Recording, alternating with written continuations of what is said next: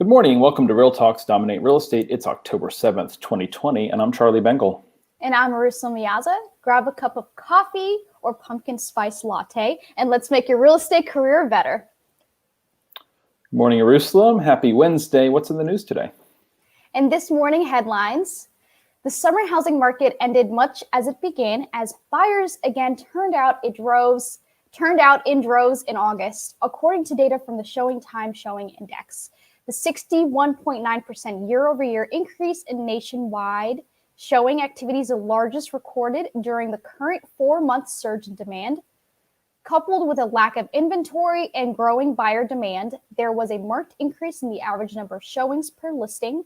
The sustained surge has reached historic heights, aided by continued adoption of virtual showings. The trends we've been observing the past few months have continued, with buyers competing for fewer listings. Normally, real estate activity begins to slow down in the late summer, but this year it peaked in July, August, and into September. Only in late September did we begin seeing signs of a seasonal decline. The Northeast region saw the largest gain for the third consecutive month, with a 73.7% increase in traffic. The West, 55.1% year-over-year increase came next, followed by the Midwest's 54.9% increase and the South's 51.9% climb. In other news, as long as the proper health precautions are in place, seniors say they are willing to resume home searches and purchases.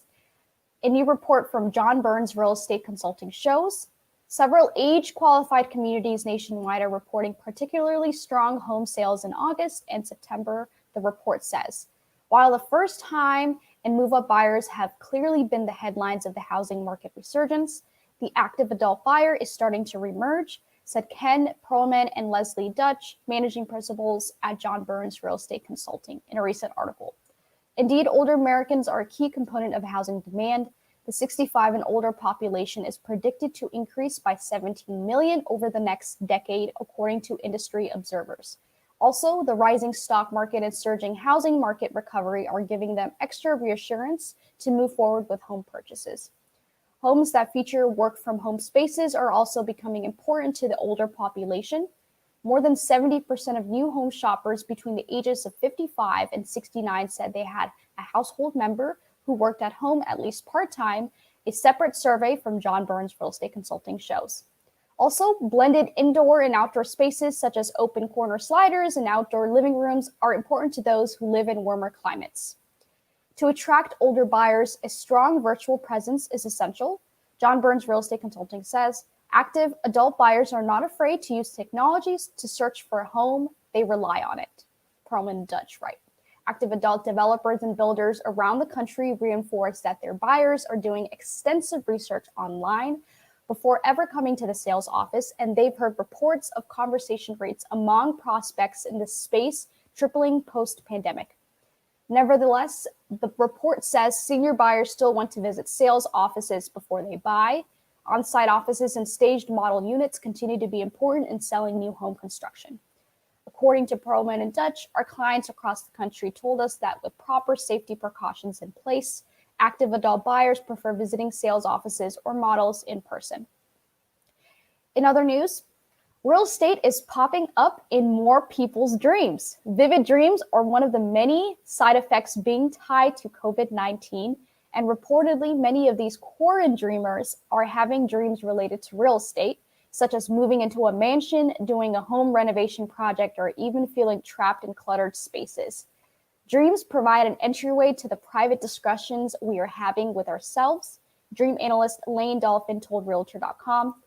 Realtor.com's highlighted some of the most commonly reported quarantine dreams surrounding real estate and their potential meanings. For example, some COVID-19 patients have reported dreaming about their childhood home.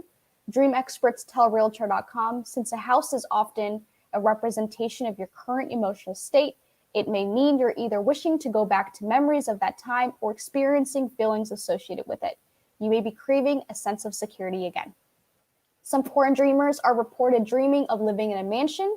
Dolphin told Realtor.com the mansion could symbolize a splurge that some have felt denied due to the pandemic. The dream is encouraging action. Do something to remedy how you are feeling. On the other hand, some quarantine dreamers are dreaming of living in a tiny cluttered house. Dreams speak in the language of metaphors, so the feelings of being closed in on could be your unconscious mind creating a dream scenario in which you are inspired to break out, Dolphin says. Charlie, what's going on with rates? Thanks, Jerusalem. Rates remain unchanged from last time we reported them. 30-year fixed rates are at 3%. 30-year jumbo rates are at 2 7/8. FHA and VA is at 2.75%. These are purchase rates based from PNC in the Washington metro market. I just refinanced at 2.99%. So refi rates are really good too. FYI, people. Back over to you to talk about the market. In the last week in Hampton Roads, we saw 725 new listings at the market, 736 properties go pending, and 1,001 properties sold. In the last week in the Washington metro area, within 30 miles of the White House, we saw 1,643 new listings at the market, 1,742 go pending, and 1,921 homes sold. Back over to Charlie with our special guest. I'd like to welcome back to the show Coach Amy Lassen. Good morning, Amy. Good morning. It's always good to see you. You too. Very interesting topic this morning. We're going to be discussing, I just don't have time to prospect, Coach. And we went from 6 months ago maybe having too much time on our hands. And I think some people would probably look back and realize that they squandered that, but we can't go back in time. And then we got really busy, right? We found the new normal. You and I were talking about your market before you went live on the show. You know, you can't even get a showing in Colorado Springs. It's not quite as nutty in the DC metro market. It's choppy, right? Depending on where you are in this market. High-rise condos in the city are certainly slower. Price reductions are happening. I think some people want to be out of the city right now. But agents are certainly busier than they were 4, 5, and 6 months ago. Yeah. So now 6 months ago it was, I don't know what to say. Now it's, I don't have time. And there's some people that say that with sincerity in their voice. Sure. Right. It's, I'm running 12 hours a day. And my concern, and something that I've been sharing in group coaching and with my personal coaching clients, is what we do now is setting us up for success in the first quarter. Yeah. What we do now is setting us up for success going into winter. And what we do not know is what winter will bring. We've never had a winter with COVID before. No. And I saw an article, or it was something on the news, there's this big concern about the flu season and COVID kind of coming together with this, awful mix, right? Yeah. And I did see that in Australia, I think flu cases are down by 900% because people got the vaccine, people are social distancing, they're wearing a mask. So hopefully that takes place in this country, but we know that not everybody follows the rules here. Depends on what you're in. Exactly. So that said, my concern is if we don't have time to prospect, we're not going to have the pipeline that we want. And we just don't know what winter's going to bring anyway. So I'd rather have a pipeline lined up. I was talking to somebody in group coaching this morning, actually, and she said that she was making calls yesterday and she talked to somebody that they want to put their house on the market next year, right? So she's already building her pipeline for 2021. Yeah. So talk to me about kind of your introductory thoughts around, Coach, I don't have time to prospect. Well, start with a little bit of an expectation. Starting tomorrow, as of tomorrow, we have exactly 12 weeks left in the year. And 90 days is a heck of a great lead time on predicting what you're going to have. Whatever you do right now really does predict your pipeline. Now, maybe you're quicker than that. Maybe you could get on the phones and 30 days from now you would have results. But for most of us, really kicking it into gear, starting to talk to people or talk to new sources predicts how our business will be performing in 90 days. So that tells you where you're going to wake up January 1, whether or not you're going to wake up relatively unemployed and starting over or with a healthy pipeline. So I hope that inspires you, that if you would sprint through these next 12 weeks, you'll have the best first quarter of your career. But I think you make such a good point that a lot of us are sincere when we say, I have time. I'm swamped. And I thought about this topic when we decided on it together.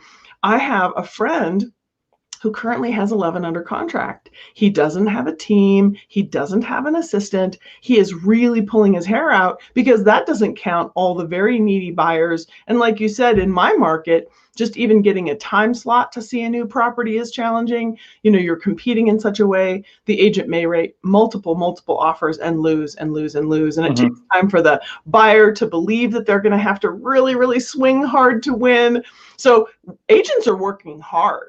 So in his case, I thought about him. I thought, let's take him seriously. Does he have time for lead gen? And I thought, well, sure, technically, if he wants to never walk his dog or sleep, like, he really is burdened. But I want all of us to get real about what are we doing, right? And I've nagged this guy to hire an assistant for so long. So we all get 24 hours. And maybe that sounds like, yeah, I know I've heard that before, but really think about it. So take out a piece of paper, write down what you're doing, and figure out why you don't have time to prospect. Because prospecting is part of your job, and it's not a small part. And a lot of us are benefiting from the tailwinds of this crazy enthusiasm for buying homes right now. And I just want you to know that if you don't get control over the faucet, now I've got mixing my analogies with faucets and wind, but it's raining like crazy. Most agents think that they're good at their job right now because they have so much business. And I think they just happen to be standing out in the street with a bucket when it started raining. Right. Yep. So if you don't get control over the faucet, you may have a few lean quarters. So it's vital that you wrap your head around this. And Charlie, we can talk about all the different methods and the mindset, but that would be my jump in. Yeah. And I think that you have to schedule it, right? We've heard from so many people, if it's not in your schedule, it doesn't exist. You probably talk about this every week. I know I do. Yeah. Right. I wanted to have this many conversations and I only got that many. Or, I want to try to start doing my calls at 3:00 in the afternoon. What do you think? And we actually have a group that was organized by one of my coaching clients, and it's Tuesday through Friday, and they meet at 8:15. This is on Zoom, and they do a little morning huddle, and then they begin to make their calls at 8:30, and they wrap up at 9:30. And there was a little bit of pushback around, is that too early? And I said, well, this guy's been doing this a while, right? So before we judge, let's jump in. And one of the agents reported that it's not too early. People are picking up their phone at 8:30. And I'm actually able to have a conversation. And the burden that is lifted from them by having their calls done by 9:30 every day is just huge, right? They don't walk around with this black cloud over their head thinking, oh, I didn't make my calls again today. And then another day goes by and another day goes by. So I think, starting off early-ish is one hack, because you're probably not going to be showing a home at 8:30. Maybe you're doing a home inspection at 8:30, but you're not showing a home at 8:30, more than likely, right? And when we hear that, agents, well, I want to do it in the afternoon, the reality is the events of the day do get in the way. And let's be real, if the Zillow lead calls and wants to see 123 Main Street at 3:00, and you're scheduled for your hour of power today at 3:00, you and I can talk about it until we're blue in the face, but 9 out of 10 agents are going to go show that house at 3:00. Right. Yeah, absolutely. So I think scheduling it, figuring out, and I'm not an advocate of the same daily schedule, the same weekly schedule. I don't think that's particularly realistic. I am an advocate of every Sunday or every Monday, mapping out your week, and you're slotting in when your hour of power is going to be based on the appointments that you already have set. You have a pretty good idea on Sunday night or Monday morning what your week's going to look like. Not exact, right? And you leave some white space, give yourself some grace, but you've got to put it in there. And I think it's got to be fairly early in the morning. And we have this accountability group. If anybody listening wants to join, let me know. We'll slot you in. Start your own group. They're talking about starting an afternoon group as well. And the idea is, if you're committing to a group, you're going to be less likely to blow it off. Right. I love it. Where if you're not, if your spouse, your dog, nobody knows when your hour of power is. you're not upsetting anybody except yourself by blowing it off. And if you're caught, and if you've never done it consistently before, there's, you don't feel the heartache when you miss it, right? It's probably not scheduled anyway, right? You may pick up the phone occasionally when you're in the car and you think about someone, right? But you and I are advocates of letting our CRM dictate who we're talking to today, sitting down in front of the CRM, reviewing the notes from the last call, keeping notes for this call, asking how the new dog is, asking how, homeschooling is going. There's so many people that are doing that right now. Yep. And it sucks. And it's a great topic. Yeah. Hey, how's it going? Because you know what the answer is going to be, right? So there's still really good reasons to talk to people. And I think we're going to blink and it's going to be holiday time. And you and I, it feels like yesterday, this feels like the longest year and it feels like the shortest year. I was talking to somebody this morning and she said she was walking down the street yesterday and this woman had a shirt on and all the shirt said was Tuesday. And the agent's like, that's brilliant, right? I appreciate you reminding me about, what day of the week it is because they all feel like they're the same, right? Yeah. And then the lady said, yeah, I have one for tomorrow for Wednesday too. She just wears the t-shirts every day of the week. But anyway, soon it's going to be holiday time. Yeah. There's no easier time to pick up the phone. That's true. Right? From like a week before Thanksgiving, you think, right? Until like what, 2-3 weeks into the year. I think there was a sitcom that was it Seinfeld or something else? And it was like, when do you stop telling people Happy New Year, right? When does that stop becoming a thing? I think you can roll that into the first couple weeks. Right. So we've identified 8 weeks or 2 months of really no excuse, easy time. There is no script. I just wanted to call and wish you happy holidays. I mean, That is the easiest script ever. So I think you're focusing on something so good, and that is that this is about mindset. Oh, it is. I agree. Yep. It's because I'll say my one buddy who is so overwhelmed, he's starting to have like road rage. Yeah. Like he's really burdened right now. That's not all of us. Right. The rest of us who say I'm too busy to prospect, it's time to start recognizing that it's a mindset, right? Yep. It's too early. It's too late. I was busy. My dog had a hangnail. Like, I want you to start catching yourself. Yeah. And if you had this relentless mindset, this unstoppable mindset that said, I have extraordinary service to offer, and I have got to make sure everybody knows, because I would feel so terrible that if they didn't know that I can help them during COVID, or that I have good skills, or that I have really great insight, or have a really strong process for competing, if I didn't let them know and they just Googled it and tripped over some newbie who happens to be paying for Zillow leads, it's my fault. Yep. So I hope we all recognize that it's on us to educate people about our service. And that's just absolutely a vital part of what we do. And donuts is my favorite analogy, right? If you opened up a bakery and you didn't have a storefront and you didn't have a sign and you didn't run ads, how would anyone ever know to buy your donuts? Right. So this is your advertising, right? And maybe you also post on social, but maybe you run ads in the paper, not really so much of a thing anymore, but usually it's social and picking up the phone. So you catch yourself saying, I didn't have time. I didn't know what to say. It was too early. It was too late. I'm too busy. Maybe I repeated myself. Just know that you're making that up. Because if you're too busy to prospect, you're too busy to be in real estate. Well, yeah. And you're going to find yourself with too much time on your hands. Yeah. Right. And then you're going to be like, oh, gosh, now I need to really work the phones or, do 10 open houses this week to, find that buyer because I have nothing in the pipeline and it's winter time. And we know it's going to be harder in the winter in most of our markets. It always is. It always slows down in the winter. And I am not convinced that our spring being pushed into summer and summer maybe into fall, I'm not counting on that being pushed into winter. Mm-hmm. I'm just not. It's going to be a very interesting winter. Are more people going to leave cities because outdoor dining is going to end?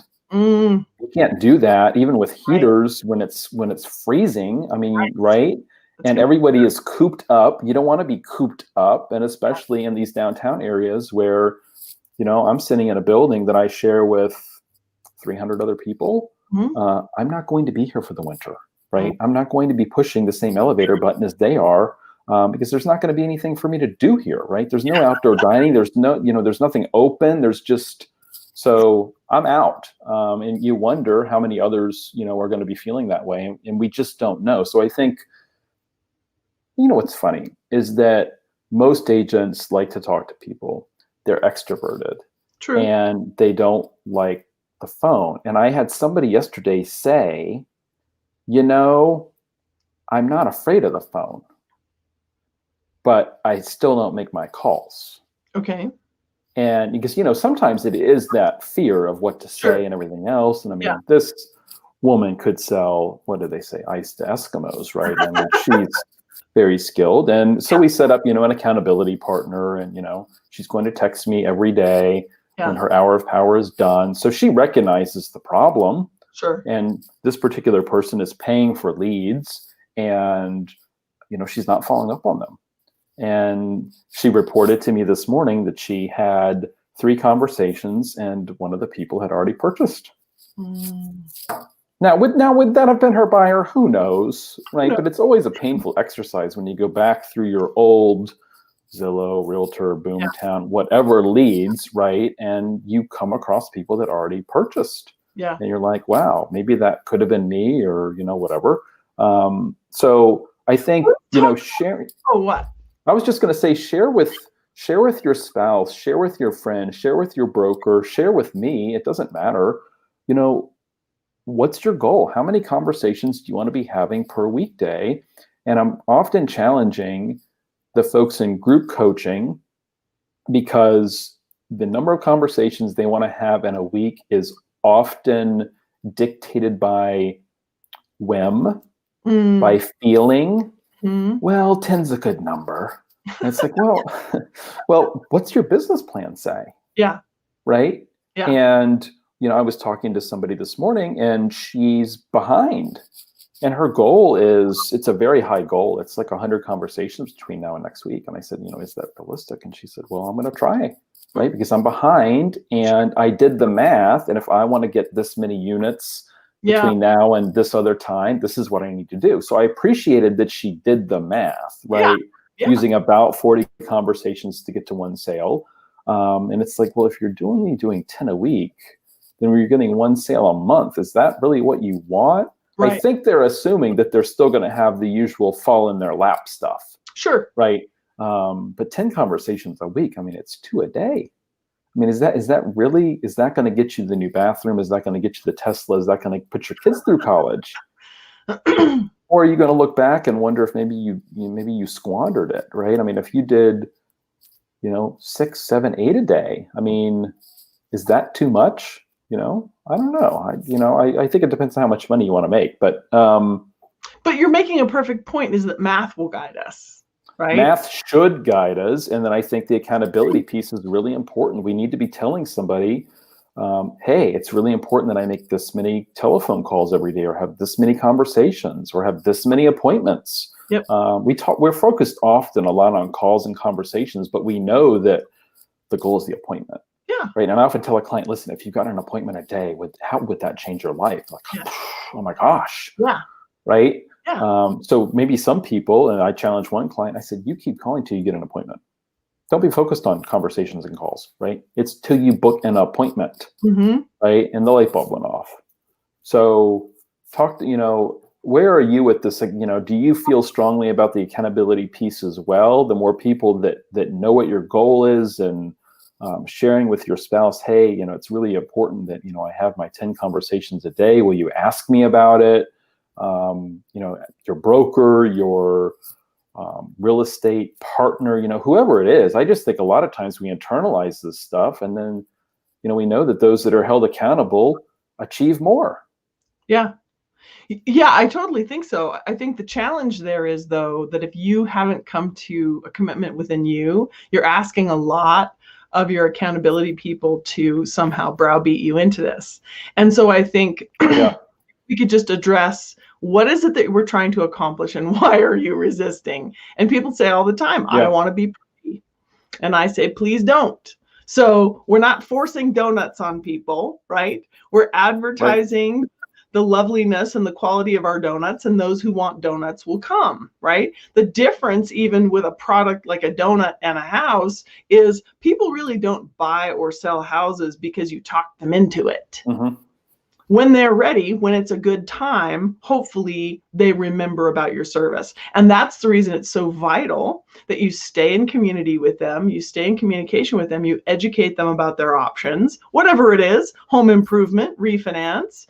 You are their partner in the home ownership journey so that when that time comes, they think of you. Or when they overhear someone talking about their real estate needs, they think of you. So I think it's absolutely vital that you wrap your head around a belief that you have good service. And if you're relatively new, that you can develop good service. Mm-hmm. Because for good or ill, the real estate career is one that you sort of jump in. You just jump in with both feet and you learn as you go, right? So you've really got to be a little bit brave about trying. I've looked for a perfect statistic that says what percentage of people move every year, and I've kind of had to make one up. Because I found quite a few reports that said the annual move rate is 12% in the US, and that includes tenants. Right. And then, you and I both, Charlie, coach people on farming that if a farm has 6 or 7% turnover, that's healthy. So I'm thinking between that 7 and 12, we've got about 10%. Yep. This is my made up number. Right. 10% of all people can probably be counted on to move every year. So when you start calling people in your phone, when you start calling past clients, friends, former coworkers, friends of coworkers, whoever these people are that you have contact information for, know that 9 of them will say, I'm not interested in any real estate information. I don't need help. I'm not going to move. 9 out of 10 will say that. So when you make 3 calls and all 3 go, good to hear from you. Yeah, don't know anybody. And you start to feel like, oh, it's not working. Amy and Charlie are full of crap. Mm-hmm. 9 of them are going to say no, and that's right. What you should expect. So conflict arises even within ourselves when expectations differ. So if you knew that you need to have 10 conversations to get to that yes, and even, in normal sales, like it was Tommy Hopkins who said it takes 24 no's or 25 no's to get the yes. Mm-hmm. So figure out what you're going to talk about. I love your suggestion. Ask them how homeschooling is going. Ask about how they're surviving COVID. Ask them how they're enjoying the fall. It doesn't matter. And if you have a mess to clean up, meaning you have not been in communication for a long time, you don't have to talk about real estate. Right. You can just say, it's been a ridiculous amount of time and I couldn't let another day pass. How are you surviving COVID? Yeah. Chat, there you go. Get off the phone. Yep. So you're not required to ask for business. Eventually, you need to be sending them a newsletter. Hooray for Remax Allegiance agents that they have a resource where they can just pay to have that delivered. I have a postcard system. They hear from me every month, but they need to hear from you. They need to know what service you offer. They need to know that you have special protocols for helping them during COVID. They don't attend the meetings that we do about state guidelines have changed or what's happening now, or in my situation, multiple offers. If somebody's thinking that they might want to buy or sell, they have no idea. And if I'm not putting videos out on social or sending them my update, they don't know. So convince yourself that you have a service to offer, and then do the math on how many conversations. And Charlie, I've been caught with this where I say call. Yep. Many calls, and then my clients get really my coaching clients get uncomfortable, and they'll say, I text people. And I say, oh, sorry, texting is fine. Yep. If we're texting back and forth, if we're using Messenger, whatever it is, as long as it's a back and forth conversation, texting's fine by me. So figure out how many conversations about real estate you need to have in order to hit your goals. And you said 40 to 1, right? Yep. If you have 40 conversations, you're probably going to get to a closing. And it's not perfect math. It's not the first 40, but you need to be having. So if you want a closing a week, you need to be having 40 conversations a week. That's 8 a day. Who do you talk to?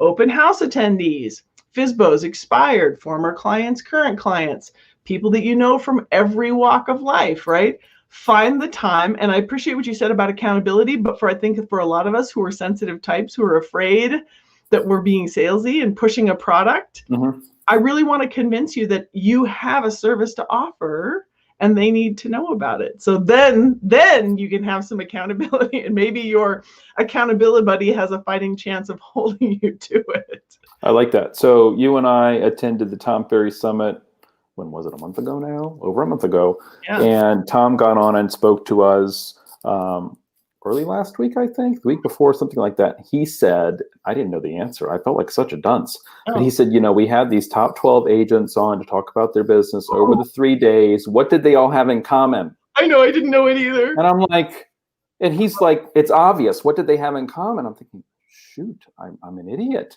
But I'm glad I wasn't the only idiot. So he said they prospect. They talk to the most people. Yep. The agents that talk to the most people win. Yep.